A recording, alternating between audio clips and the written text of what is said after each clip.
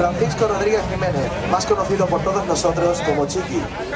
Y no se dejen engañar por su edad, puesto que con poco más de 30 años tiene un currículum impresionante. Es investigador y profesor en las universidades de Salamanca, George Washington y Harvard. Todo un señor doctor en historia que hace pocos meses ha publicado un libro sobre la reciente historia de nuestro pueblo, junto con un paisano nuestro, Manuel Pintor Utrero, y el madrileño Sergio Riesco. Seguramente todos ustedes saben de qué libro estamos hablando. Por supuesto, estamos hablando de Sueños Rotos. Y como sabemos que ustedes están deseando escucharle, vamos a darle paso ahora mismo. Francisco, cuando quieras, un fuerte aplauso para él.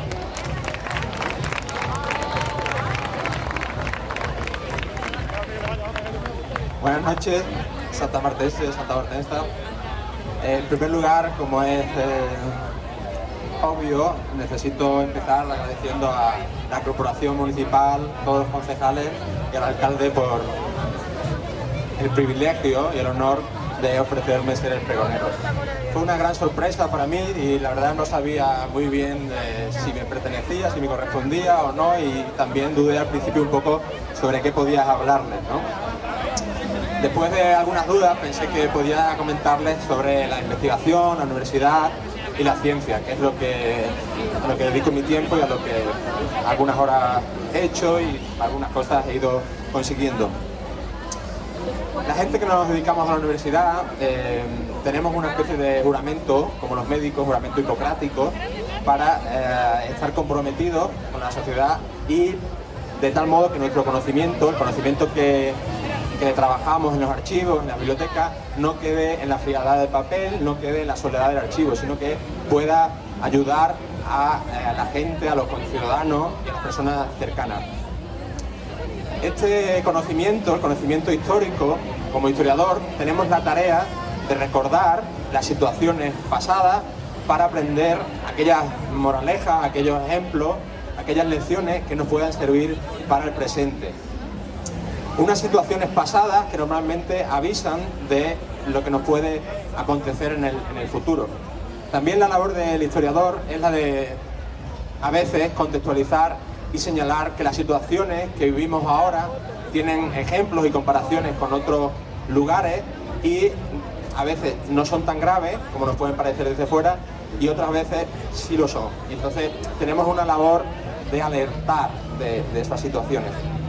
Bien. Estos días que recordaba mi infancia, pensaba con orgullo y con satisfacción que mi infancia fue muy feliz. Fue una infancia en la que correteaba por el arroyo del Pilar, en el que jugaba en el campo de fútbol improvisado de la calle El Molino, en el que no había instituto, no había las pistas que tenemos hoy en día. Y si recuerdo esto, por lo que decía de historiador, es por la labor de saber lo que hemos avanzado. Yo sé que es difícil en estos momentos de crisis y dificultades, pero es importante pensar y reflexionar que hemos avanzado mucho. Hemos avanzado en esta perspectiva histórica de manera increíble. Tenemos momentos de dificultades, por supuesto, pero las lecciones que podemos sacar de la historia es que de los momentos de dificultades también se sale con esfuerzo, con ganas de salir, con ganas de trabajar y con superación. Por eso en estos momentos hay que arrimar el hombro cada uno y mirar en positivo. Como decía, es un placer estar aquí en mi pueblo, estar entre mis amigos, mis conocidos, mis familiares. Santa Marta, este pueblo en el que ahora estamos y en el que tenemos estas dificultades económicas, lo que voy a decir puede resultar un poco raro para ustedes o puede resultar llamativo, pero realmente Santa Marta es mucho más rica hoy en día de lo que lo era en toda su historia. Tenemos que mirar en esta perspectiva histórica. Santa Marta hoy en día tiene unas facilidades, unas infraestructuras que no tenía, por ejemplo, hace 200 años, ni que tenía hace 100 años. Sé que esto es difícil de comprender, pero es la misión del historiador la de ver en esta perspectiva histórica. Y me van a permitir que les lea un pequeño fragmento, muy pequeño, de un texto de 1791, hace 200 años, para que veamos que hemos avanzado y para que de este modo podamos comprender lo que ha costado llegar aquí, para que en estos momentos de dificultades rememos hacia adelante y salgamos todos juntos. Hace 200 años en Santa Marta no había biblioteca, ni pública ni privada, no había escuela, la gente no estaba alfabetizada. Eso sí, había muchas capillas religiosas, había un impuesto por el que se pagaba el seminario que había en Badajoz. Por tanto, no había educación pública, no había biblioteca, y quien tenía algo de poder no lo utilizaba precisamente en la educación y en la formación, sino que lo dedicaba a la salvación, entre comillas, de las almas. Hace tampoco relativamente nada, en términos históricos, en 1954, año en el que nació algún ser muy querido mío, en Santa Marta de los Barros se repartía comida en bolsas, comida procedente de Estados Unidos. También les sonará a ustedes la leche en polvo y los quesos procedentes de Estados Unidos. No lo digo con el afán agorero, sino con el afán de que sepamos de dónde venimos y lo que costó, para que ahora, en estos momentos, podamos remar todos juntos y salir de esta situación de crisis. Estas dificultades en las que estamos en estos momentos a veces nos hacen pensar o despreciar la democracia. Es cierto, estamos viviendo momentos de dificultades, estamos viviendo momentos de escándalos de corrupción, un día sí, otro también, correcto. Es cierto, y hay que quejarse porque llegar aquí costó mucho. La democracia no fue un regalo, no fue algo que se quede y no se pueda ir. Y por tanto es necesario mirar al pasado para no olvidar que costó mucho. Cuando digo que la democracia costó, es para que cada ciudadano, no solo hay que criticar a los políticos cuando haya que criticarlos y pedir explicaciones, no solo eso, los ciudadanos tenemos derechos, pero también tenemos obligaciones. Y las obligaciones pasan porque cada uno en su parcelita, en su trabajo diario, sea un buen ciudadano, cumpla y arrime un poquito el hombro. Son dos males endémicos los que tenemos normalmente en Santa Marta y también en todos los pueblos y en España en general, de la falta de compromiso. Y hablo de falta de compromiso político o falta de compromiso ciudadano. Cuando se escucha lo típico de por no, total, es importante que la ciudadanía sea una ciudadanía activa, que proteste, que reivindique, que se queje y que salga a la calle si es necesario, cuando no esté de acuerdo con las situaciones. En ese esfuerzo en el que los hablaba y que tanto costó llegar aquí, es importante que no lo olvidemos. En mi caso particular, por hacer esto más breve, yo en mi trayectoria tengo dos pilares sobre los que se basa lo poco o mucho que pude avanzar. El primer pilar es mi familia, mis padres, que inculcaron dos valores muy importantes, de esos valores que no se leen en los libros de texto, de esos que no se encuentran en internet, ni tampoco se compran con dinero. Son dos valores que el primero es el espíritu de superación y el segundo es el trabajo. Esos dos valores son los que me han permitido hacer lo poquito que he conseguido por ahora. Por otro lado, la educación pública que recibí en el Colegio de Santa Marta y en el Instituto Carolina Coronado. Desde aquí quiero transmitir mi agradecimiento a todos los maestros y maestras, profesores y profesoras que en este tiempo me permitieron que pudiera avanzar con una educación pública y una educación de calidad. Me van a permitir una metáfora muy breve para hacer más asequible lo que cuento de la educación pública. Imaginemos que la vida es una carrera de 100 kilómetros.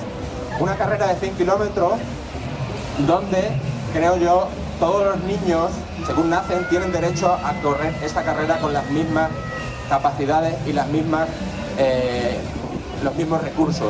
Sucede que cuando no se apuesta por la educación pública, unos niños empiezan esa carrera en el kilómetro 35, por poner un ejemplo, y otros empiezan en el kilómetro 0.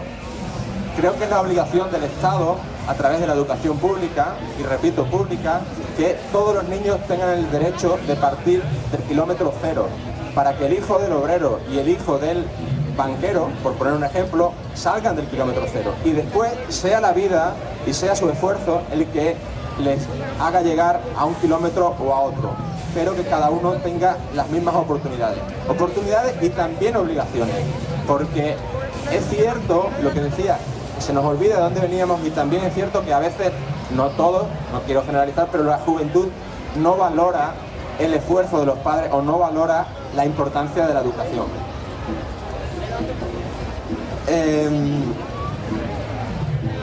Por último, y para concluir y no hacer esto más largo, es importante que continúe la fiesta, quiero hacerles una reflexión sobre la importancia de la ciencia y la investigación para un país. Y leo una pequeña frase muy breve de un autor, Jorge Weisenberg. Los países ricos hacen ciencia e investigación para ser ricos. Los países pobres piensan que los países ricos hacen ciencia porque son ricos, pero no es así. Ese es el problema, que los países pobres, España, que es un país que ha tenido una situación de más desahogo que la que tiene ahora, no puede olvidar que tiene que investigar y tiene que invertir en innovación y en ciencia para ser un país de primera. No queremos ser un país de tercera, de cuarta ni de quinta categoría. Tenemos que invertir. En estos momentos, en los que estamos en crisis, países como Francia o Alemania están invirtiendo mucho en investigación, en innovación. España está dejando de hacerlo. Y pongo de nuevo otro ejemplo bastante asequible para hacer esto más comprensible. Ahora, con estos recortes que estamos sufriendo en ciencia y en investigación, podemos ahorrar, vamos a poner un caso, 2 millones de euros. Se deja de invertir en investigación para el cáncer, se deja de invertir en ingeniería, se deja de invertir en software de última generación. 1 año, 2 años, 3 años nos ahorramos unos millones de euros. Cuando dentro de un tiempo tengamos que comprar las patentes para esos fármacos o tengamos que comprar la ingeniería que hoy dejamos de producir o los productos de los laboratorios que hoy dejamos de producir porque la ciencia y la investigación en este país no se valora, en lugar de haber ahorrado 2 millones de euros, tendremos que gastar 15 millones de euros, por poner un ejemplo. Y pongo 2 ejemplos muy breves. Les sonará a ustedes que ha salido en la prensa hace poco 2 casos muy dramáticos, 2 casos de 2 jóvenes investigadores. Uno, un físico gallego, Diego Martínez, que recibe el premio al mejor físico europeo.